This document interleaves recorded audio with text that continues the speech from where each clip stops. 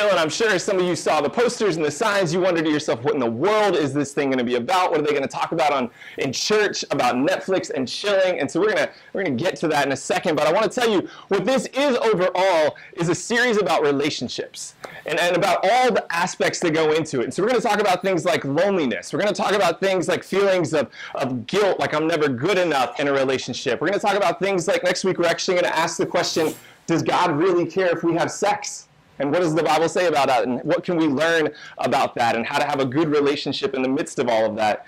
And so I really want to encourage you to come back. On the back of your connection card, you saw something that said, I want to be here each week for the Netflix and Chill series. I would love to invite you back because there's a lot of great stuff in this that you're going to pick up.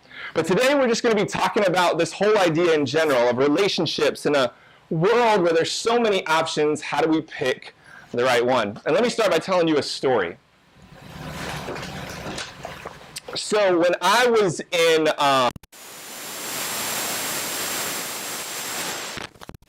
and normally I go for brunettes. Leah's my wife. As you can see, I go for brunettes. But at this time, for some reason, I had a crush on this curly-haired blonde girl. And man, I really wanted to date this girl. Like, I would do whatever I could to date this girl. I'd be around her as often as I possibly could. I would try to make her laugh every chance I was near her. I would ask her friends if she liked me to see what kind of stuff I could do to get her to like me even more. I would stand outside of her window every night just to see what she was doing. No. Right, but I would do whatever I could to get this girl to date me, and thankfully, eventually, she said yes, which was amazing. And it was a really cool relationship for a few weeks. I mean, we got to hang out together, she made me cookies, like we'd stay up late at night talking. But after about 2 weeks, I came to a realization. I realized I didn't like her. The only problem was, I didn't tell her that. And I ghosted her. Like, yes, it is. I straight up just stopped calling. I stopped, this is back when we instant messaged. I didn't do any of that anymore. I just kind of disappeared off the face of the earth and just hoped she'd kind of get the hint. I was an absolute jerk. Like, I will admit it. But I'm curious, how many of you have ever ended a relationship like that? Anybody in here ever done that? Okay, right? If we're honest, how many of you have maybe ever ended a relationship in a way that you know you should have done it better, right? You know you should have been a little bit better about it. Everybody's looking around like, I'm not going to date him because he's going to ghost me. I need to stay away from her, right? But we've all done stuff like that. And as I look back and I wonder, why did I do this to this poor girl? I realized that I suffered from what many of us suffer from, and that is what is called option overload. Right? Because I was at a school with 25,000 people, and I thought to myself, you know what? Every girl I see, I mean, there are a lot of girls better than this girl, so maybe I could just date one of them, and if I break it off with her like this, hopefully she'll get over it, because, what's going to come back to me? She's not going to tell anybody, and even if she does, there's 25,000 other girls out there, I'll be all right. Sometimes we have so many options, we can do things based off of those options, and sometimes we have so many options that it's hard to choose. Right? It's kind of like Netflix, right? When you get on Netflix, what do you have to do if you want to watch a movie on Netflix? Anybody? Search for it. You search for it, and then what do you do when you find it? You click it, right? You click it. Anybody have a guess as to how many titles are on Netflix? Any guess? 25,000. Close. It's higher than 25,000. 100,000. Lower than 100. 30,000. Around 30. You're really specific. It's actually around 36,000 titles, right? And if you were to watch every title on Netflix, it would take you about 6.5 years if you watched them non-stop. Right? But when all you have to do is click a button, and when you want to get out of that, all you have to do is click a button, sometimes it can be hard to decide what to watch. There's so many options out there. How do I pick the right one? If I don't like this option, I can just go to another option because there's always something else to watch. And when this happens in relationships, when this becomes how we treat people, when this becomes how we see relationships, sometimes we can face the dilemma in a world of so many options. How do I ever pick the right one? How do I ever pick a relationship that's really going to last, ever really going to matter?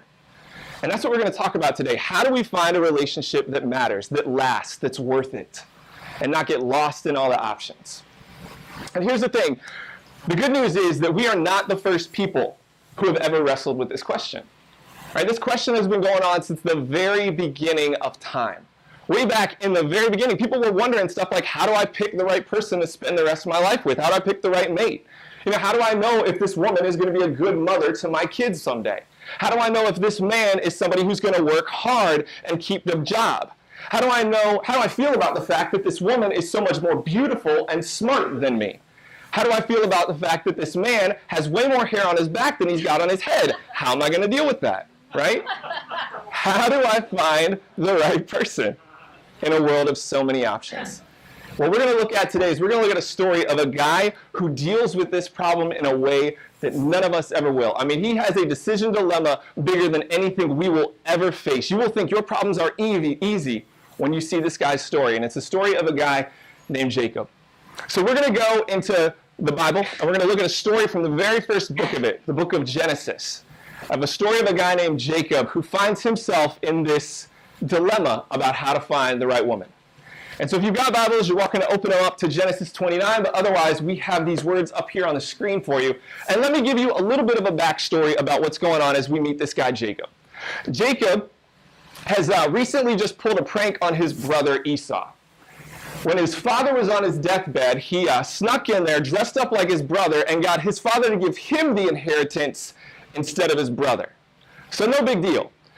But his brother is angry. Right? His brother is so angry that he wants to kill him. He is hunting him down, right? So Jacob flees from where he came from. He flees his family and he heads out into the middle of the desert, into the wilderness, to find safety.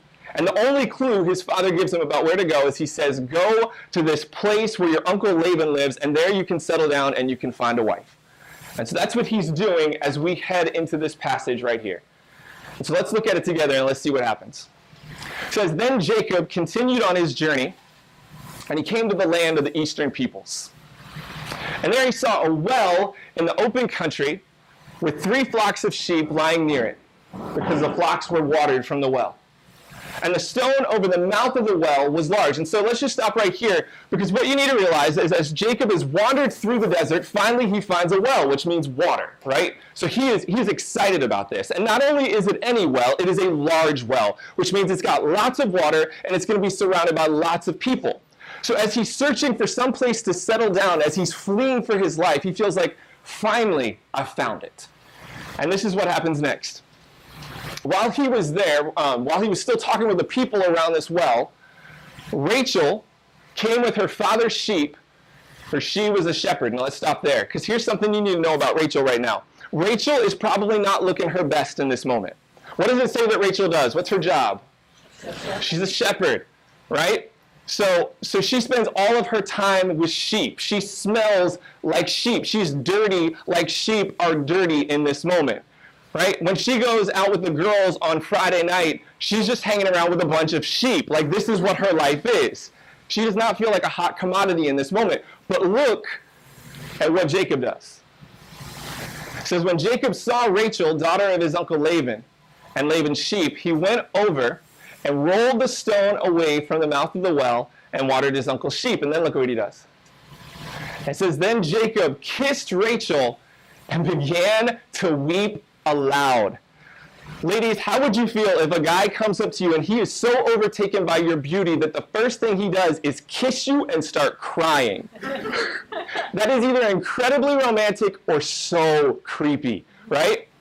And that's what Jacob does in this moment. Now some of you have clued into some little detail here that might have you a little off.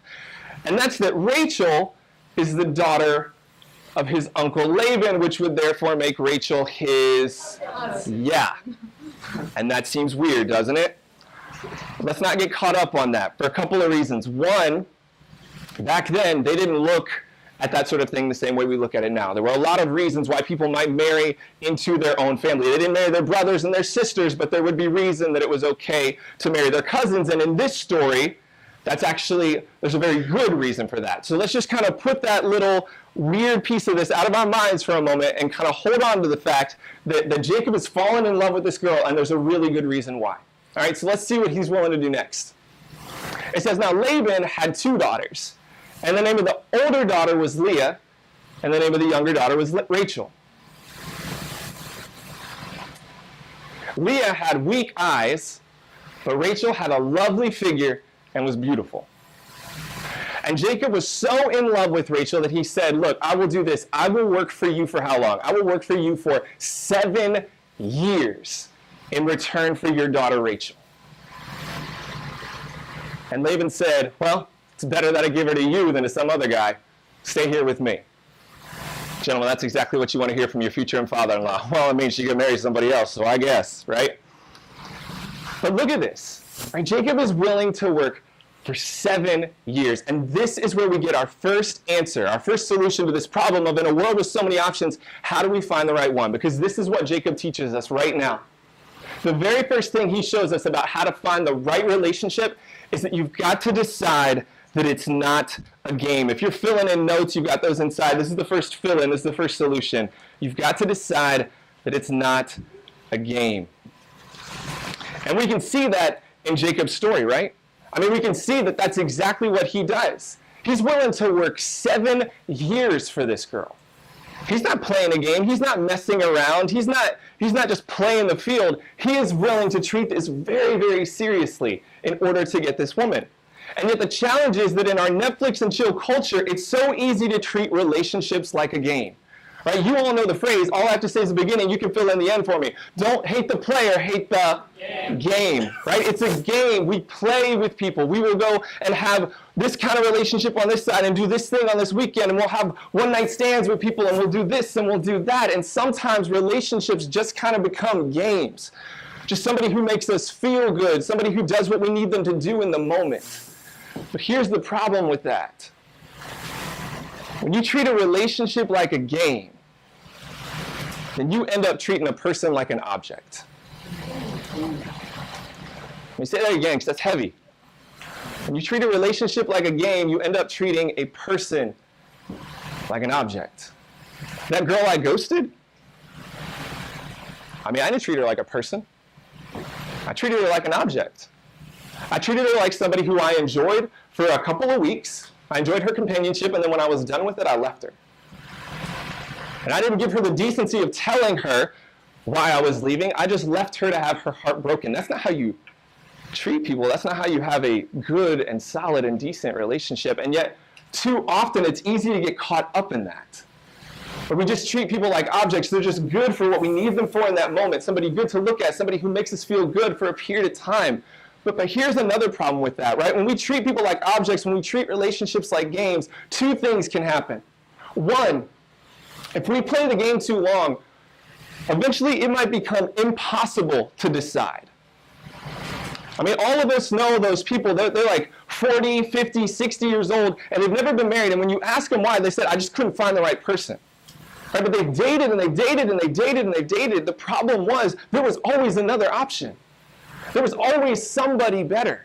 And if you keep playing the game, if you get caught up in the game and get lost in the game and get addicted to the game, sometimes it can be almost impossible to stop playing it. Which leads us to the second thing that can be a consequence of this, and this is even worse. Sometimes it's hard to quit the game.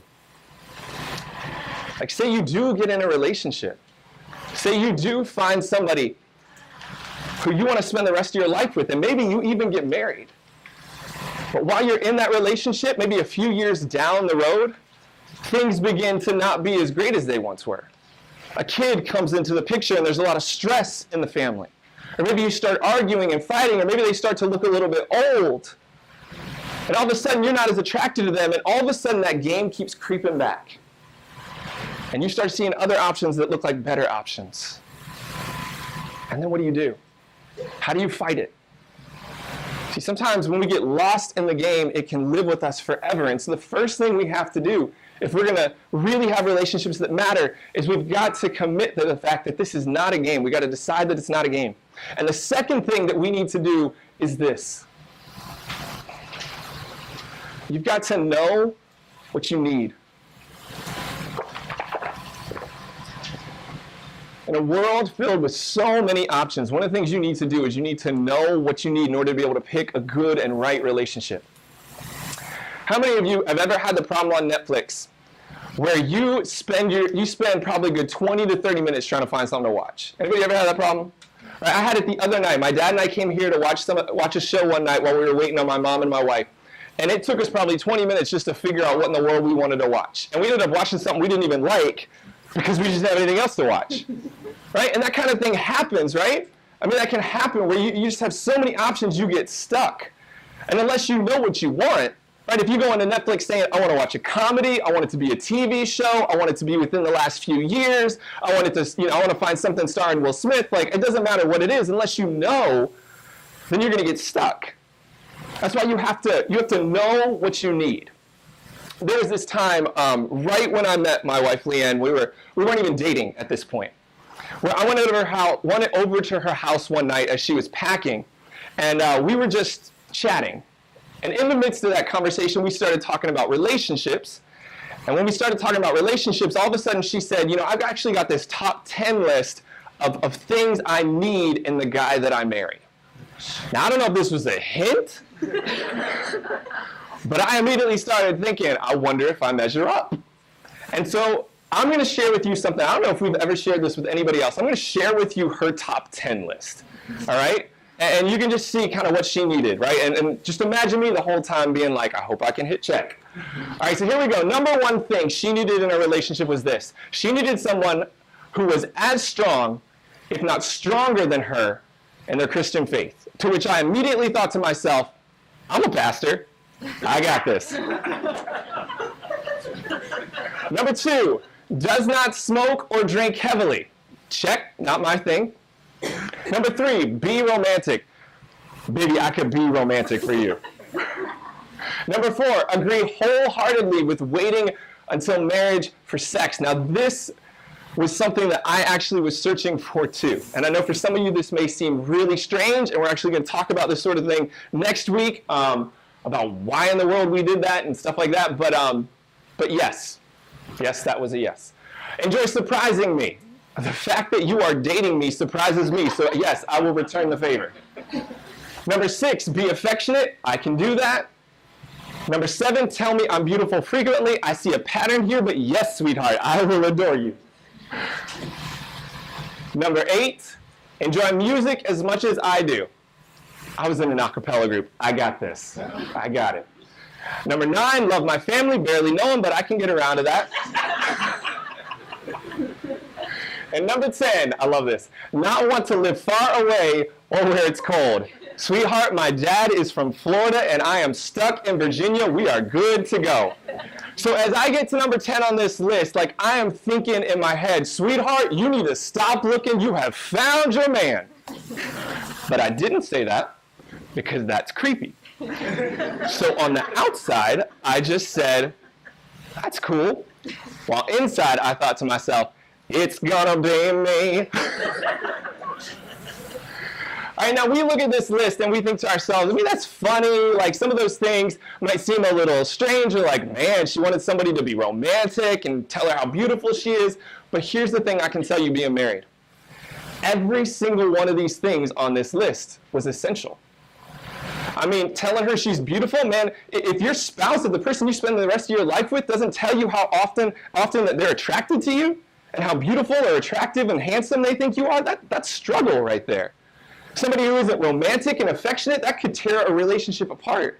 And we had those big things, right? Like sharing our faith and other things. Like these were important things to know this relationship was going to work. So here's my question to you. What's on your list? Right? If you had to even create just the top 5 things of like these must happen. These are the non-negotiables. These are the things that there must be in a relationship. What would they be? And even if you're somebody who's already married, like what are those things that you still think are the most important? Even if some of them are missing, every relationship needs to grow and change. So what could you maybe fit into your relationship? But what is your list? What do you need? And then the next thing you need to be willing to do is this. You got to be willing to wait for it. You got to be willing to wait for it. I know you might look at me right now and you might think, whew, he is so devilishly handsome. But I was not always this good looking. See, way back years ago, I had a long period of time where I had no girlfriends. I had nothing. I mean, there would be months that would go by, almost years at times that would go by, and I would have no one who wanted to date me. I wouldn't even have a date. And I would remember in those seasons of my life looking at people who I knew weren't right for me, and I'd be like, well, we can make it work. Or, I mean, at least she likes me, right? Because when we feel like nobody really wants us, or when we feel like the options are too thin, sometimes we're willing to compromise those things that matter the most. But I mean, look at Jacob, right? Here's a guy, he was truly willing to wait for it, right? He waited 7 years. But check this, that wasn't all he had to do. I want to show you what continues to happen in his story. I told you his story was crazy. This is where it gets really crazy. It says, so Jacob served 7 years to get Rachel, but they seemed like only a few days to him because of his love for her. That's so sweet, isn't it? All right, and then Jacob said to Laban, give me my wife. My time is completed, and I want to marry her. And so Laban brought together all the people of the place, and he gave a feast. In other words, he threw a wedding banquet. They got married. But check what happens next.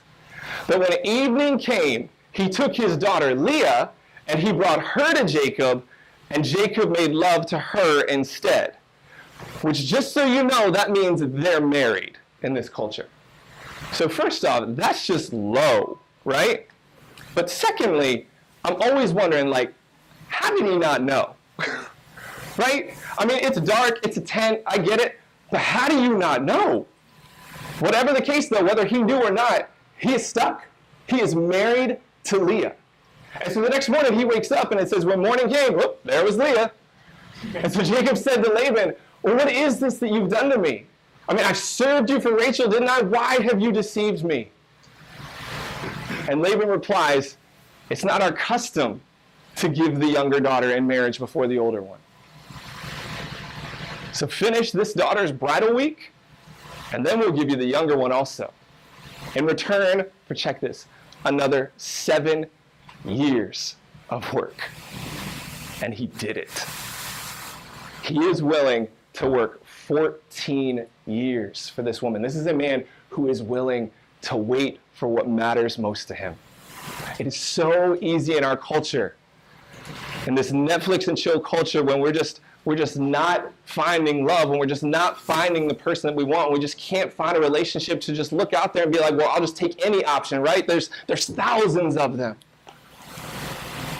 But what Jacob shows us is that what we really have to do, if we want a relationship that matters and lasts, is we've got to be willing to wait for it. We've got to be willing to take that list and say, this is what really matters. And this is what I'm going to hold out for, because let me tell you, it does matter. Right, one of the things that people tell me and Leah, and I hate this, but people say it sometimes, is like, we think you guys have like a fairy tale marriage, right? Like you guys have a marriage that like average people don't have this kind of marriage, like the way you guys are in love and stuff like that. And I don't think it's true, because we have a very real marriage. Like we fight, we argue, we do all that sort of stuff. We have a marriage just like other people. But the one thing that I think makes our marriage strong is the fact that even though we have give and take in our relationship, we never compromised. And let me tell you what I mean by that. Give and take needs to be in any relationship. Give and take is the fact that when we argue, Leanne likes to walk away and be quiet and think about it, and I like to talk about it right now. And so we give and take. Sometimes I wait on it, sometimes we talk about it right then. Give and take is the fact that Leanne loves her hometown and she loves her friends. And yet she was willing to give that up to move wherever God called me to come and to start a church and to do what God is asking us to do in being a pastor. And I love that about her. That's one of the things I love most about her. Give and take is the fact that I love James Bond, my favorite franchise in history. But Leanne needs a tattoo on her forehead that says this girl cannot operate heavy machinery while watching James Bond, because he puts her out, right? That is give and take. Every relationship needs give and take. But we never compromise, and there's a difference, because this is what compromise is. Compromise is sacrificing the things that matter most because it's easy. Give and take, every relationship needs it, but compromise is sacrificing the things that matter most because it's easy. And that is one of the hardest things to hold back from. You've got to know what you need, and then you've got to be willing to wait for it. And there's one thing I will tell you that is most important that you need to wait for. And that's our last thing. If you want to find a good relationship in this Netflix and chill culture, then one of the things you need to do is to make sure to center that relationship on God. Center that relationship on God. If you remember, the very first thing on Leanne's list was that she needed somebody who was equal to, if not stronger in their faith than her. And I can tell you that that is one of the things that allows our relationship to be so strong, is because that relationship is centered on God. The only way that I can love her like I love her is because both of us have centered that relationship on God. And this is something we see in that story with Jacob too. If you remember the very beginning, I told you there's a reason he marries his cousin, right? And there's a really good reason. And this is what it is. So on his father's deathbed, his father Isaac called for Jacob and he blessed him. And then he commanded him, do not marry a Canaanite woman. And that word is important, Canaanite woman. And so next slide. He says, go at once to Paddan Aram, to the house of your mother's father Bethuel. Take a wife for yourself there from among the daughters of Laban, your mother's brother. In other words, go marry one of these women. Now that might all seem like a little bit of gibberish to you, but those words, Canaanite women, are so important. Because here's the thing that Isaac knows, Jacob's father knows. Canaanite women, they don't worship God. And if Jacob marries a Canaanite woman, that's going to hurt his relationship with God. But if he marries Rachel, someone in his family, someone who does believe in God, is devoted to God, that will only strengthen that relationship. One of the things I can tell you is that there is no relationship in your life more important than your relationship with God. The God who created you, the God who loves you, the God who knows every hair on your head and cell in your body, the God who died for your sins, the God who gives you purpose and meaning and life and hope. There's no relationship more important than that. And so think about it. If you want to grow in that relationship, you've got to have someone who's willing and able to walk on that with you. I mean, think about it this way. Imagine you married someone and you couldn't share your friends. You couldn't share the things that you love most. You couldn't share your family. You couldn't share all the important things in your life with that person. How much would that be a struggle in that relationship? And so in this relationship with this person that you're looking for, if you want to be able to grow in your relationship with God, if you want to be able to share every important part of your life, then it's got to be centered on that relationship with God. That's got to be an important part of it. Like I said, I couldn't love Leanne the way I do if I didn't have that relationship, if we didn't both put that first. And so let me ask you, as you think about all of this, as you think about this idea of finding someone in a world of so many options, this idea of not playing the game, of knowing what you need, of waiting for it, of centering it on God, what would your next step be? Right? What would your next step be today? Like maybe for you, your first thought is, I need to work on my own relationship with God. Like before I can have a relationship that's really centered about that, I need to figure this stuff out for myself. I need to get that right in my life. And so maybe for you, your next step is to do something like begin to pray more regularly, or to give your life to Jesus and begin that relationship with him. If you look on the back of your connection card, you'll see we've got ways for you to respond. And these are some ideas for things that you can do to respond to what God's doing and what God's saying this morning. And so maybe it's to begin or renew that relationship, or think about baptism and really giving your life to God. Maybe for you, you need to create your list. Like your next step is to walk out of here and create your top 10 list of what is most important for you and someone that you're going to spend the rest of your life with, that you're searching for. Maybe for you, it's to join an Ignite group, our Monday night dinner group, and to be able to be around other people and to talk with them about what it is that you're struggling with, about all the same problems that we all share, and how do they deal with it, and how do you deal with it, and how do we really understand all the things that are up here in this scripture. I didn't talk about it earlier, but if you are interested in that, the Monday night dinner group, it actually starts tomorrow night. It meets at my house. It meets at 6:30 p.m. We give you dinner. We all just hang around. We talk about the message and go through some questions and some scriptures, and it's a great time. And so if you want to sign up for that, that's on the back of your connection card. But think about what your next step is and how you want to respond to this today. And in just a moment, our ushers are going to come forward and they're going to receive our offering, and this is part of that. I mean, this is something you can offer to God today to say, God, I'm not going to walk out of here and just have this be a good thought, but I want to really take a step in this. And the other way that you can respond is through giving.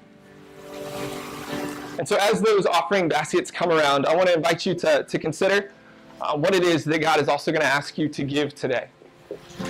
We believe that giving is a part of our spiritual life, just like prayer, just like reading the Bible, just like all of that other stuff. And so I know you're college students, you don't have a lot to give. And this really isn't about you helping us. This is really about your relationship with God and about being invested in that.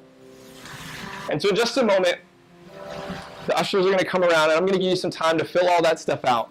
But when they come around, I want to invite you to give that to God this morning, and then after that, we'll come back together and we will pray.